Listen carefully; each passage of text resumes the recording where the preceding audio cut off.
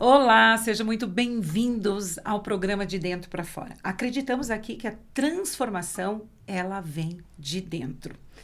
Em um mundo tão acelerado, onde cada um de nós está lutando por seu próprio espaço, quantas vezes paramos para perguntar: quem eu posso ajudar? Será que entendemos a verdadeira riqueza? Não está em acumularmos, mas no compartilharmos. Hoje, vamos falar sobre o poder transformador de servir. E eu tenho aqui hoje no estúdio a Juliana Leão. Ela é uma verdadeira doadora de si. Ela doa, ela se doa, com histórias incríveis. Ela é captadora de recursos da CEP e também recentemente ela escreveu um livro e já vamos falar sobre esse assunto. Juliana, seja muito bem-vinda ao nosso programa De Dentro para Fora. É uma satisfação muito grande tê-la aqui. Obrigada, Mirtz. É uma honra para mim estar fazendo trocas positivas, pontuais com pessoas como você, viu? Muito obrigada pelo convite. Eu que agradeço a tua presença aqui, tão pontual, uma agenda tão apertada. Recentemente você estava em Belo Horizonte, Isso. Nesse projeto maravilhoso que você vai contar um pouquinho. Mas antes de nós falarmos sobre isso, me conte um pouquinho. O que é verdadeiramente servir, Ju? Conte para mim. Servir é olhar para a dor do próximo com compaixão. É não achar que aquele sofrimento é mais um e que eu não posso fazer absolutamente nada por isso. Servir é representar o nosso Mestre Jesus.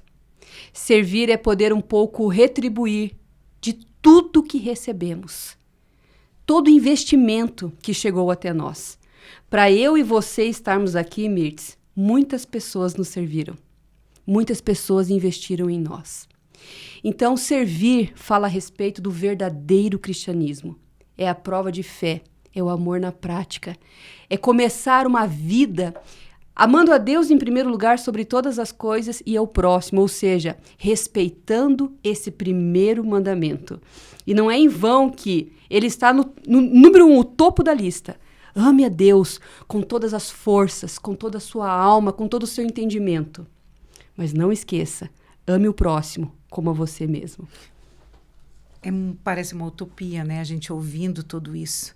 Mas quando isso vem, de fato, no fundo do coração, isso toca como eu estou tocada neste momento, né? Muitos que estão nos ouvindo nesse momento podem pensar, nossa, isso é uma utopia de falar de servir. A gente, nos dias que nós estamos vendo, como eu comecei o podcast falando sobre isso, estamos vivendo um aceleramento tão grande. Eu não sei nem se é certo essa palavra. Sim. Estamos passando os dias que você já passou Natal, chegou Carnaval, agora já próximos dias já vem a Páscoa e assim os dias estão passando e as pessoas estão tão voltadas para si, tão voltadas para dentro. Nós estávamos falando um pouquinho antes de começar o podcast sobre os recursos que você faz, a captação para a CEP oficial, e que muitas vezes a pessoa fala assim, puxa, nós fizemos uma conta aqui, só para contextualizar, que se cada um participasse, 100 pessoas participassem com R$100, daria R$1.000. Você já parou para pensar? Mas daí você fala assim, puxa, mas R$100 é muito pouco. 10 mil reais. 100 pessoas, R$100, 10 mil reais daria. É 10 mil reais. 10 mil. Com R$10 seria R$1.000, né? Isso. 100 pessoas com R$10, 1.000. 100 pessoas com R$100, a gente teria R$10.000. Exatamente, nós estávamos falando sobre isso antes de começar aqui. Então, muitas vezes a pessoa fala assim, eu não quero participar com 10, é muito pouco, mas não participa, nem com 100. Exatamente. Mas se eu mudo meu pensamento e participo com 100, você que está nos assistindo, nós vamos deixar o link na descrição do podcast da CEP Oficial, para você também participar desse projeto incrível que a Juliana representa. participar com R$100. Se 100 pessoas doassem R$100, daria 10 mil reais. Sim. Ela estava falando que precisa de R$100 mil para esse projeto caminhar de uma forma que recursos sejam suficientes para toda essa demanda que é necessária. Agora, a Juliana vai falar um pouquinho desse projeto. Conte para nós como que é a CEP. Antes eu queria falar uma coisa. Se você não é generoso com R$1, você não será generoso com R$1 milhão. Porque a prosperidade, ela não tem a capacidade de transformar uma pessoa em um ser generoso. Você é generoso com o que você tem, Mirtz. Então, se você não é fiel com R$10, você não vai ser com 100, nem com 1.000, nem com 10 mil. Né? Como a gente estava falando antes aqui, Jesus ele não esperou aumentar o número de pães e peixes para alimentar uma multidão. Não. Ele dividiu, ele repartiu, foi um ato de fé. E o que aconteceu? Todos alimentados. E ainda teve uma sobra extraordinária. Então, muitas vezes as pessoas esperam a vida inteira para prosperar, para conseguir aquela causa na justiça, né, para ganhar um pouco mais de dinheiro. Quando eu fizer isso, quando acontecer isso comigo, aí então eu vou começar a ajudar. Não. Nós ajudamos hoje com aquilo que nós temos. É um ato de fé e de cristianismo. E falando da CEP, que significa Associação Servindo e Protegendo, é uma instituição não governamental, presidida pela pastora Izenete Rodrigues, né, uma pastora que é uma referência no Brasil e no mundo, principalmente na intercessão. E ela trabalha com 3 frentes. Ela está em Minas Gerais, na cidade de Belo Horizonte e Sabará. O Projeto Samuel, que acolhe bebês e crianças que tiveram seus direitos violados de 0 a 6 anos. A maioria, Mirtz, chega direto da maternidade, com o pulmão não amadurecido, com doenças venéreas, com abstinência das drogas, e há uma força-tarefa para que esses bebês, essas crianças vivam. Elas chegam muito feridas, não só no coração, mas na sua pele, nos seus corpinhos. Teve crianças que chegaram lá todas feridas com toco de cigarro, as suas intimidades feridas. Então, é um trabalho tão nobre, tão difícil, tão desafiador. Nós já acolhemos mais de 100 crianças. Eu ouvi da nossa diretora Andréia semana passada que ela já trabalhou com presídio, ela já trabalhou no IML, levando as famílias a reconhecer o corpo dos seus entes queridos. Mas ela falou assim que nada é tão difícil como trabalhar com bebês e crianças em vulnerabilidade. Então, só de fraldas, nós gastamos 4.500 fraldas por mês. Né? Agora nós estamos com um desafio porque a Prefeitura de Belo Horizonte pediu um segundo projeto Samuel, porque nós somos uma referência no nosso trabalho. Então, também é um serviço da captação de recursos, começar do zero e levantar uma nova casa. Temos também um ANGE, Amparo a Mulher de Gravidez Integral. A gestante chega no nosso projeto e, às vezes, com fome, envolvida com as drogas, vítima de violência. Muitas engravidaram vítimas de um estupro. E a primeira coisa que ela quer, Mirtz, é tirar aquela criança. Ela acha que ela não tem condições de manter, de criar. E ali há todo um trabalhar. Quando ela decide continuar com a gestação, ela é acompanhada em todo esse período até o nascimento do bebê. Ela ganha uma cesta, ela ganha mimos, ela é acolhida, ela é visitada. E nós já salvamos mais de 5.000 bebês do aborto. Que incrível! Mais de 5.000 bebês Meu do aborto. Deus. E fica em Belo Horizonte, tanto o Samuel quanto o ANGE. E nós temos o NASA, Núcleo de Amparo Social e Acadêmico, que fica na cidade de Sabará, no bairro Borba Gato. É um local de vulnerabilidade social com 10.000 habitantes.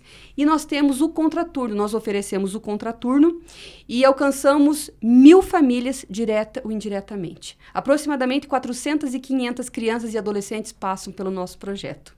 Então, é muita comida, é muito material de escritório, é muito material escolar, né? É muita disposição em servir e amar, né? Nós temos o nosso futebol com 160 crianças e adolescentes jogando fora a lista de espera, né? Precisamos de um investimento no nosso futebol. Temos também o balé, temos artes, temos rodas de conversa e ali a gente vai se aproximando da comunidade e tentando fazer a diferença na vida deles. E hoje também a Prefeitura de Sabará procurou a pastora Izenete que precisamos ter uma casa que acolhe os nossos idosos. Existem muitos deles abandonados dentro de hospitais, que perderam totalmente a referência familiar. Eles estão ocupando o leito e sem vínculo com ninguém. Então, mais um desafio: inaugurar, abrir e preparar um lar para esses idosos. Então, essa é a CEP, nosso Instagram é a CEP oficial, né? Acho que vai estar aqui. Sim, vai. E é um trabalho lindo, legítimo, frutífero e cheio de amor. É por isso que fazemos a diferença aqui na Terra. Ju, você fala com tanta paixão. Eu sou apaixonada. Como que surgiu esse projeto na sua vida pessoal? Desde que eu me conheço por gente. Eu amo as causas humanitárias. Desde a minha infância, eu sou atraída pela dor alheia. É como se eu estivesse ao lado de alguém que sofre. Por mais que essa dor seja quase impossível de ser suportada, eu estar ao lado dessas pessoas é um ambiente seguro para mim. É como se todos os hormônios da felicidade, eles aparecessem no meu corpo, no meu coração, na minha mente, quando eu posso servir alguém. Quando eu posso ser resposta na vida de alguém. Então, eu me lembro que quando eu tinha mais ou menos 7 anos, um amiguinho meu perdeu o seu pai próximo ao Dia dos Pais. E aí a escola fez, né, aquela celebração de honra e eu fui com meu pai Gilberto. Eu tinha a presença do meu pai. E eu sabia que o meu amigo estava ali, sem o pai dele, com o avô. E eu não aproveitei a presença do meu pai. Eu não consegui ser inteira e feliz naquele momento, porque eu sabia que meu amiguinho estava sofrendo. Então, por toda a minha vida, por toda a minha história, mesmo eu passando por vales, por desertos, pelas estações mais difíceis que uma mulher pode passar, eu sempre me envolvi com uma causa. Eu sempre fui envolvida, né, com essas... Acho que é essa a palavra, com as causas humanitárias, né? E a Izenete, eu conheço ela há mais de 23 anos. E a gente se reencontrou há 2 anos atrás, ela me falou do projeto e mais uma vez meu coração dispara. Então eu moro em Curitiba e faço esse projeto de captação, né, esse trabalho de captação aqui, e um mês sim, um mês não eu vou para trabalhar em loco. Mas eu costumo dizer, Mirtz, que eu não sou somente uma captadora de recursos, mas também uma captadora daqueles que têm fome e sede de justiça. Eu estou atrás de pessoas como você também. Meu Deus, eu estou muito impactada com a tua história. E recentemente você escreveu um livro. Sim. Eu tenho ele aqui. Uma vida simples com um pai extraordinário. Isso. E você sabe que tem uma história aqui que mexe comigo, muito mexe comigo, né? E eu queria que você contasse um pouquinho sobre a hanseníase. Sim. Então, antes de falar da hanseníase, pegando um gancho do livro, ontem uma pessoa falou assim para mim, Ju, parece que promessas que Deus me disse, situações que aconteceram há 18, 20 anos atrás, passam a fazer sentido hoje. E se a gente acredita que Deus, o Pai, tem uma agenda perfeita, nos cabe confiar. Então, há 20 anos atrás, Mirtz, eu recebi uma palavra. Assim, a pessoa olhou para mim e falou assim, Juliana, você vai escrever livros.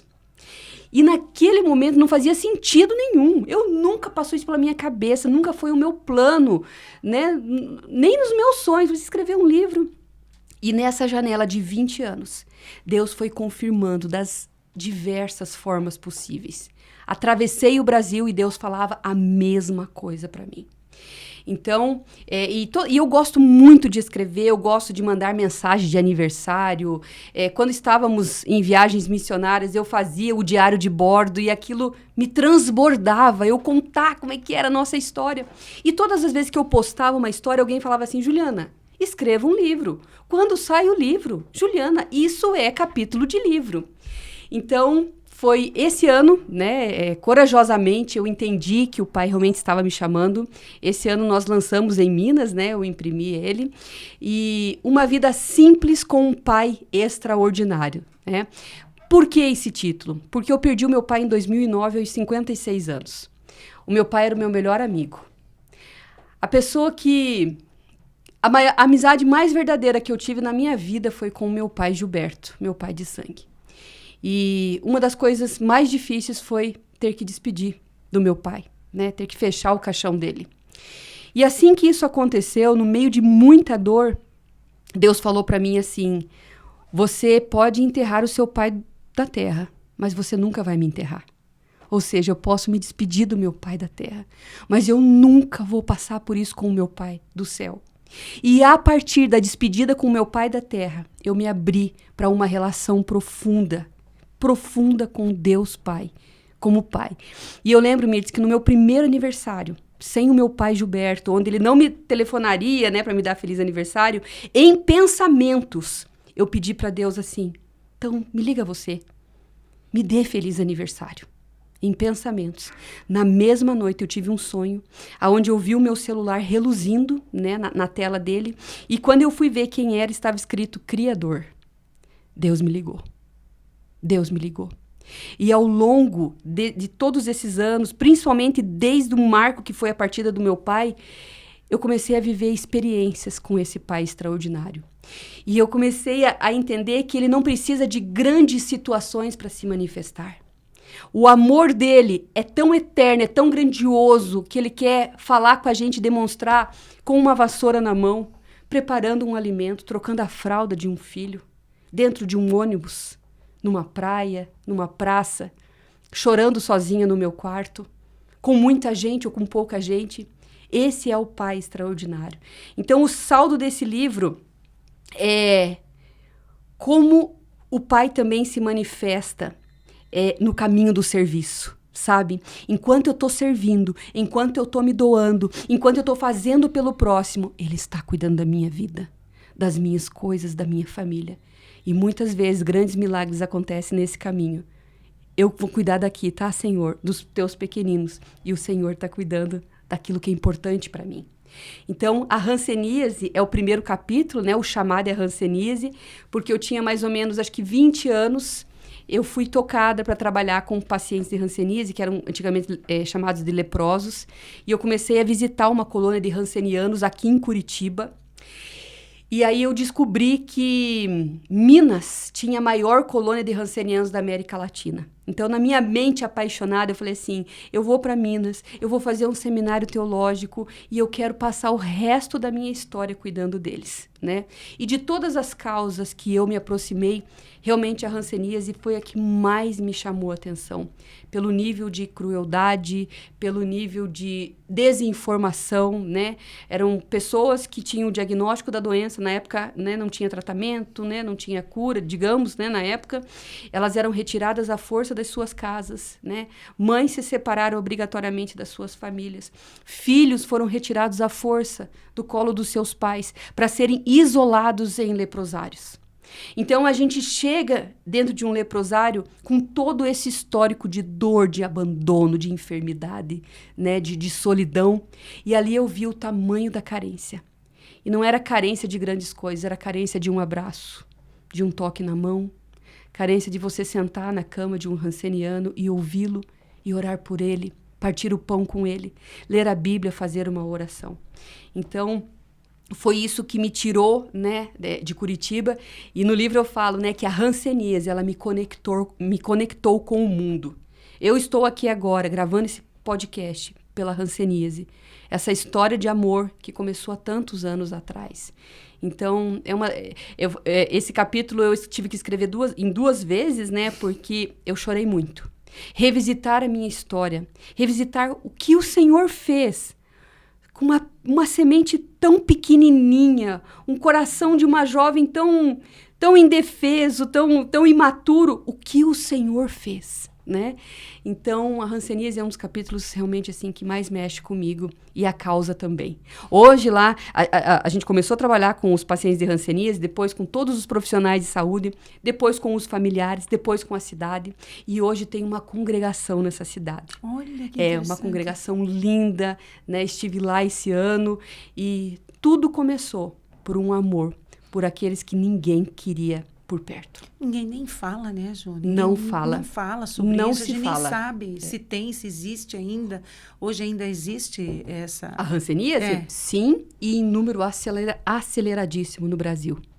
Porque justamente nós não temos acesso às informações e as pessoas não se interessam, né? Só vão querer saber mais sobre o assunto se algum familiar for acometido da doença. Mas hoje não é mais separado na família? Não, hoje não. Tem tratamento, medicação, tudo. Não precisa mais do isolamento, né? Mas é que antigamente, todas as doenças de pele, elas eram chamadas de lepra. Isso desde a época da Bíblia. E a hanseníase, a descoberta mesmo, ela aconteceu tardiamente. É por isso que ainda teve todo o estigma, todo o histórico, o preconceito em cima da doença. Mas eu acredito que ainda hoje tem esse preconceito. Provavelmente. Menos, mas ainda se tem esse. Uhum. Ju, você viveu muitas histórias, eu li algumas coisas daqui, a gente já conversou algumas vezes, mas teve alguma que você consiga relatar aqui, aquela história que mexeu profundamente, pessoal, de pessoa para pessoa, que mexeu profundamente com você? Sim, com toda certeza. A história de uma venezuelana de 32 anos em estado terminal de câncer, aqui em Curitiba, com 4 filhos pequenos. Chegou até nós que ela precisava muito de fraldas, lenço umedecido e pomada. E aí meu esposo comprou esses itens e foi até o hospital verificar se tudo aquilo era verdade. E de fato era. E a gente se deparou com essa história, né? Uma jovem linda, né, cheia de saúde, e descobriu a doença em estágio muito avançado. E ela já estava, né, na ala de pacientes terminais do hospital. E eu lembro, Mirtz, que eu me prontifiquei a ser acompanhante, porque a mãe dela estava aqui no Brasil, ela tinha perdido o pai, e não estava dando conta das crianças, da filha, todo esse contexto, uma estrangeira, sem recursos, né? E eu me prontifiquei a dormir com ela, a ficar alguns turnos com ela. E teve um dia que eu cheguei, 7 horas da manhã no hospital, e tinha uma mulher careca na porta do quarto dela. Aí me apresentei e eu falei, e você, como é que conheceu essa família? E aí ela disse assim, eu faço tratamento de câncer aqui no hospital. Eu tenho câncer de mama. E quando eu vi a história dessa família, eu pensei, eu posso ajudar, eu posso colaborar. Ou seja, tratando uma doença tão grave, ela ainda teve um depósito de misericórdia no coração por essa família de estrangeiros. E aí, no último dia de vida dessa jovem, eu fiquei mais de 33 horas com ela. Foi muito difícil, tudo que eu vi, tudo que aconteceu. Eu acho que se eu soubesse, né, tudo que ia acontecer nesse dia, eu falaria para Deus, eu não sou capaz de suportar isso. Eu não vou dar conta disso. Mas é na nossa fraqueza que manifesta a força de Deus. Sim. E por amor àquela venezuelana, àquela estrangeira, porque Deus tem um amor especial pelo órfão, pela viúva e pelos estrangeiros, Mirtz. Eu acredito. Então, quando a gente vê um estrangeiro, a gente não pode ignorar. A gente não pode ignorar. Eles têm que se sentir amparados, acolhidos, hospedados na nossa terra, porque Deus está olhando para esse comportamento nosso. Sim. Então, no último dia de vida, eu cantei em espanhol. Eu brinquei com ela, eu li a Bíblia, eu orava, né? Eu falava assim, ó, agora você é a minha patroa e eu sou a sua serva. Então, peça o que você quiser para mim. Daí eu consegui fazê-la rir, né? E aí, na hora de ir embora, a mãe saiu para lidar com as coisas do funeral dela. Imagine, com a filha viva, consciente, e a mãe indo atrás do funeral da própria filha. E aí, na hora de eu me despedir, eu falei assim... Foi uma honra eu te servir. Falei engasgada, sabe? Com os olhos cheios de lágrimas. Falei assim, foi uma honra eu te servir. E ela ainda teve chance, ela ainda teve força de falar assim, muito obrigada.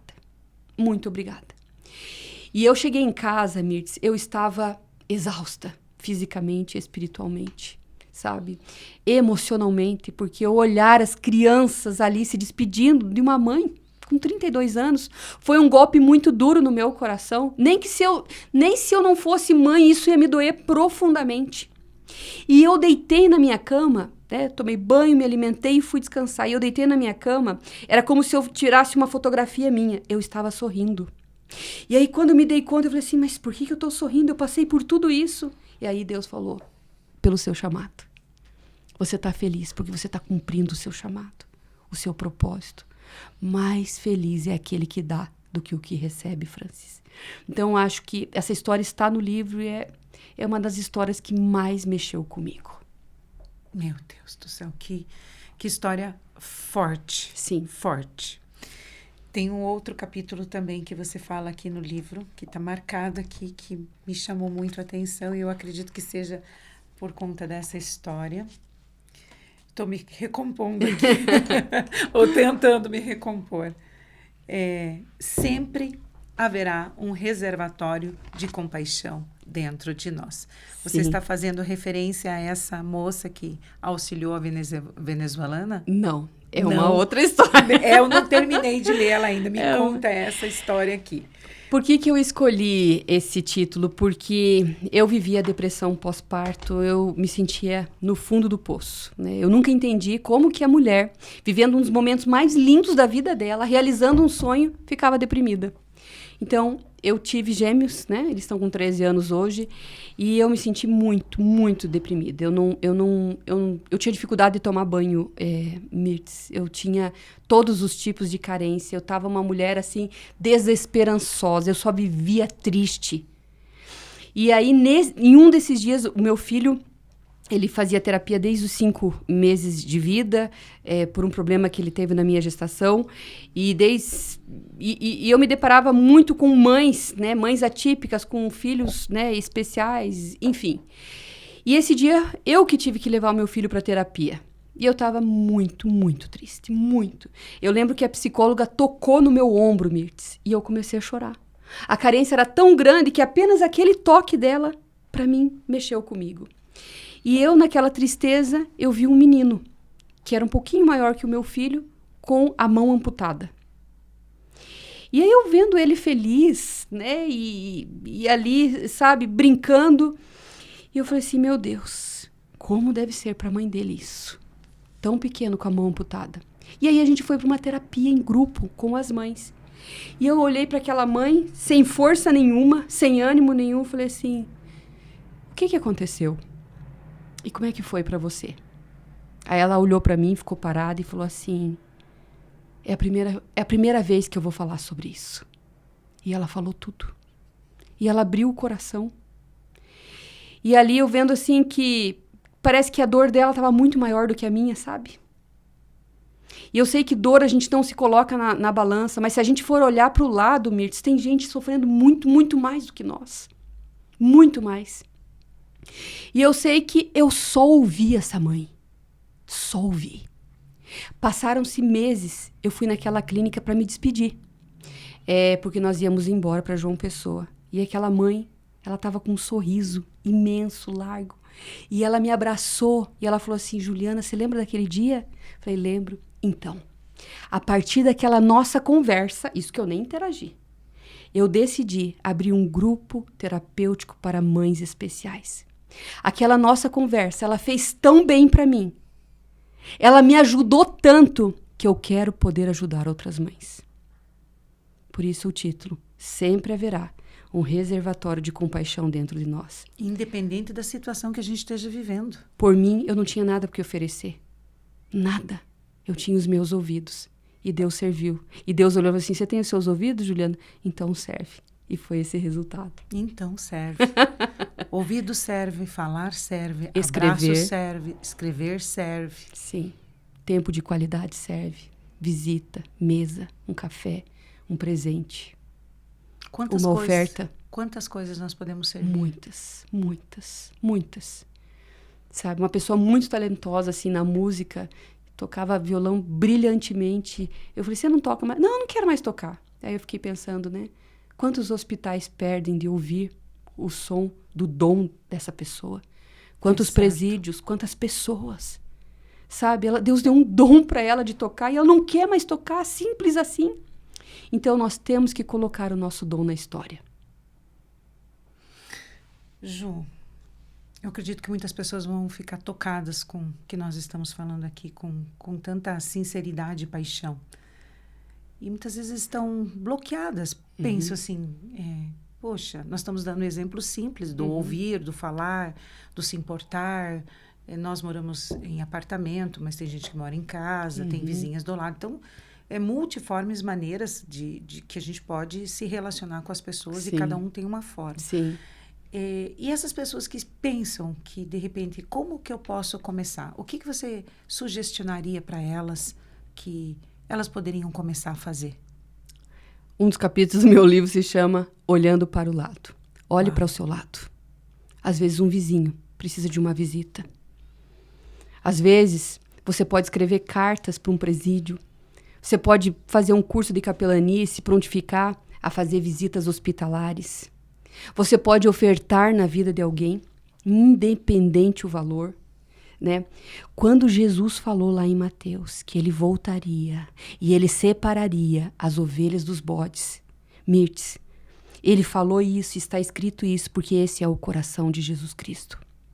Ele falou que todas as vezes que a gente desse comida para o faminto, água para o sedento, que a gente acolhesse os estrangeiros, que a gente vestisse o nu, que a gente visitasse os enfermos e os presos, nós estaríamos fazendo para Ele. Eu quero ser uma ovelha direita do meu Jesus. Então, todos os dias nós temos a oportunidade de fazermos algo por alguém.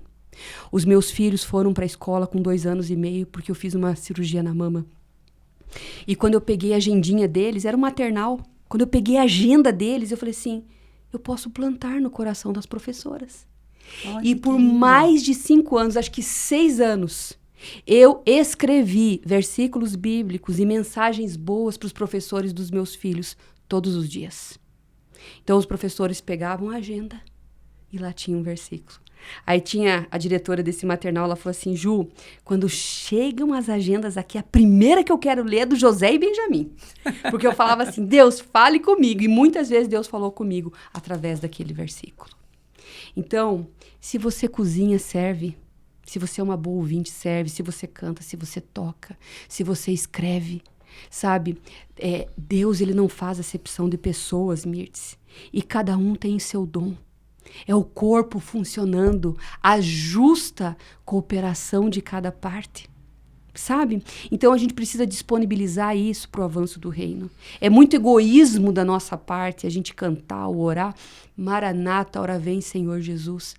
Se tem tantas pessoas que elas precisam de uma chance para conhecer o amor de Jesus. E olhando para o lado, né, Ju? Olhando para o lado. Olhando para o lado, para tua Olhando vizinha. pro Para onde lado. que eu começo? Olhando para o lado. Exatamente. Para tua vizinha, para Sim, tua amiga. para um parente. Para um parente. Para um primo. Para alguém que está na faculdade, na empresa. Sabe? Alguém sempre vai ter uma necessidade. Sempre. Nós agora, Mirtes, somos respostas na vida de alguém. Alguém está precisando da Mirtes. Alguém está precisando da Juliana. Sabe, Ju, você falando isso, me veio uma reflexão que você falou da parte bem ajustada do corpo, né? Você citou isso. Quando não há essa nossa cooperação, a parte nossa fica desajustada com alguém. Perfeito. Porque o Senhor nos colocou aqui para fazer algo para alguém. Sim. E se eu deixei de fazer isso, eu sou a parte desajustada dessa Sim, situação. exatamente isso. Nossa, Sim. Que maravilha isso. É isso. Deus é perfeito em tudo que faz. Olha só, que as nossas orações não sejam só para nós, mas também, Sim. Senhor, me permita olhar para o lado e entender a necessidade do outro, mudar a nossa oração também. Voltar-se um pouco mais para o outro. Esse episódio está falando exatamente disso, para que nós, inclusive eu, nos voltemos para os outros, para aquele que está do nosso lado. Quem é esse outro? A nossa vizinha, a nossa amiga, que talvez teve um bebê, uma sopinha. Gente, essa dinâmica de ter neném... É muito difícil. É muito difícil. Você está acabando de relatar o que você passou. Muito difícil. Depressão pós-parto, porque entra várias situações.